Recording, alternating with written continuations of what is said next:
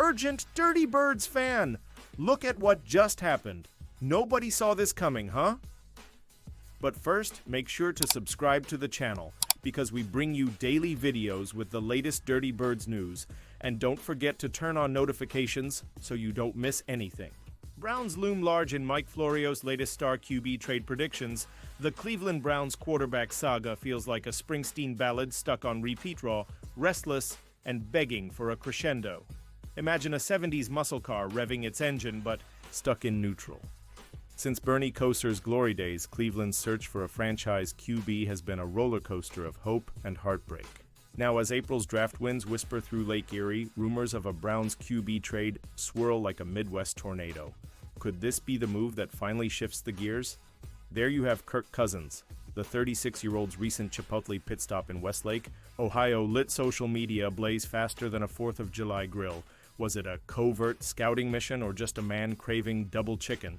Salad with double chicken never fails me, Cousins tweeted, trolling fans like a seasoned pro. Meanwhile, the Falcons dangle him like a trade deadline bargain bin find. But in Cleveland, where Deshaun Watson's Achilles has more plot twists than a die-hard marathon, the Browns' QB trade chatter isn't just noise, it's a survival tactic. Stefanski's reunion tour? Mike Florio's crystal ball points squarely at the Browns. The Browns make more sense than the Steelers for a couple of reasons, he wrote April 2nd, citing Kevin Stefanski's Minnesota history with Cousins and the team's cap flexibility. First, coach Kevin Stefanski spent 2 years with Cousins in Minnesota. Second, Cousins has a low salary for a veteran starter, and the Browns could instantly restructure his $27.5 million, creating nearly $21 million in cap space. With Watson's $230 million gamble crumbling like a stale pretzel, owner Jimmy Haslam admitted, "We took a big swing and miss with Deshaun Watson. We thought we had the quarterback. We didn't. And we gave up a lot of draft picks to get him, so we've got to dig ourselves out of that hole." Enter Cousins, a low-risk, high-reward bridge QB. His $27.5 million salary? Chump change for a front office that's restructured deals like a Black Friday shopper. But wait, why would Cousins choose Cleveland over Pittsburgh's steel curtain legacy? Simple. Leverage. The Steelers' QB hunt resembles a Hail Mary pass, while the Browns' QB trade talks offer stability. Stefanski's offense mirrors the system where Cousins thrived, tossing 35 TDs in 2022. He sees the game really well, Stefanski said of Shedder Sanders, but Cousins' veteran savvy could buy time for a rookie like Sanders to marinate. Draft drama and cap chess Atlantis' messy Penix-Cousins divorce last year haunts this saga. No vet wants to mentor their replacement, yet Cousins, now healthy, insists he's got plenty left. His 2024 stats tell two tales: a 101.9 rating in September, then a nosedive post-Week 10 injury. But Florio argues a Stefanski-Cousins reunion could reignite that spark, much like Brett Favre's 2009 Vikings stint. Financially, the math works. Restructuring Cousins' deal frees $21 million, enough to woo free agents or extend Myles Garrett. However, GM Andrew Berry hints they'll skew young, perhaps eyeing Shedeur at number 2. If so, Cousins becomes Plan B, but as Deanna Rossini tweeted, it would not be surprising to see Kirk Cousins end up in Cleveland. The waiting game Cousins holds all the cards. His not raid clause means hell wait until post-draft, avoiding another Penix-style ambush. The Falcons, stuck paying $37.5 million for a backup, might settle for a mid-round pick. Meanwhile, the Steelers lurk like vultures, desperate if Aaron Rodgers bolts. But Cleveland's allure is clear: less pressure, familiar schemes, and a fan base craving relevance. As Cousins munched BBQ in Avon, Ohio last week, the message was clear: he's open for business. Whether that's a Browns QB trade or a red herring, only April's draft will tell. The edge of glory or another false start? Cleveland's QB carousel spins faster than a NASCAR lap. Cousins offers a temporary fix, but at what cost? Trading for him risks repeating Watson's disaster, yet passing could leave them stranded. Stefanski's offense needs a conductor, not a placeholder. As philosopher Yogi Berra once said, when you come to a fork in the road, take it. For the Browns, that fork leads either to Kirk Cousins' steady hand or a rookie's gamble, with Watson's future murkier. Then a Great Lake fog. Which path steers them closer to glory? Pausing this news just to say that if you want YouTube to keep recommending the latest Dirty Birds news to you, it's very important that you leave a like on this video. Thanks. Now let's get back to the news. Morris Falcons feel very strongly about Kirk Cousins as backup QB. The Atlanta Falcons believe they can resolve issues with quarterback Kirk Cousins. For the second consecutive year at the NFL owners' meetings, Atlanta Falcons head coach Raheem Morris answered a bevy of questions about quarterback Kirk Cousins. But this time around, the tone and context was much different. Once the shiny, new toy after signing a 4-year contract worth up to $180 million, Cousins is at a crossroads with the Falcons. And there's been no movement in his position since Falcons coach Raheem Morris spoke with reporters at the end of the season, at the NFL Combine, and again at the annual league meetings. Publicly, Atlanta is comfortable, if not growing more appealed, to the idea of Cousins serving as Michael Penix Jr.'s backup quarterback. Everything's the same as far as how we felt about Kirk at any point, Morris said Tuesday in Palm Beach, Florida.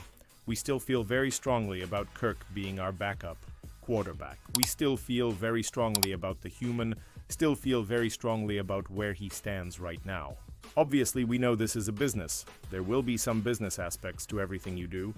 The Falcons already made one business decision this spring, keeping Cousins on their roster past the 5th day of the league year, which triggered a $10 million roster bonus for 2026. Now, they need to make another figuring out his future.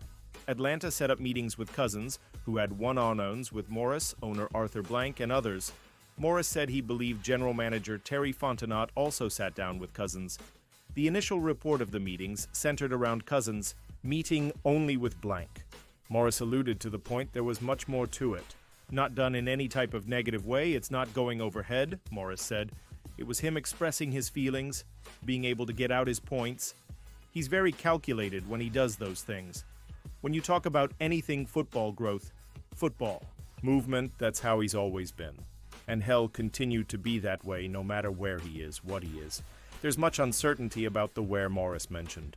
But the Falcons' second-year coach has a good idea of where Cousins won't be voluntary team activities, headlined by OTAs. I'm not crazy, Morris said. I do know OTA days are voluntary and it'd be treated as such, but when it comes down to it and it gets to the decision-making process and the points we gotta get to, well, feel comfortable on who Kirk is and what he is as a man, who he is as a human, who he is as a family man, everything he means to us. Morris later said he's not going to be foolish to think Cousins is going to show up for voluntary work right now, and he won't get worked up or angry about such a scenario. Part of his feelings stem from the depth of the relationship Morris has. With Cousins, it spans back to 2012 with the now Washington Commanders, and Morris knows Cousins' wife, Julie, and their kids quite well. The Falcons navigated an awkward situation last summer when they drafted Penix a month and a half after signing Cousins to a contract that included $90 million guaranteed along with the newly added $10 million roster bonus. At the time, Morris lauded Cousins' professionalism. Now, in a different situation, but with similarly heavy emotions, Morris believes he and Cousins can navigate these waves too. And Morris doesn't think the Falcons' offseason drama with Cousins brings a definite end to their pairing. I definitely understand where we're at. I definitely understand the thought. I definitely understand what's going to be set up into that point. Not foolish, Morris said. But at the end of the day, this goes back to 2012. This is one of the situations we can resolve if we have to.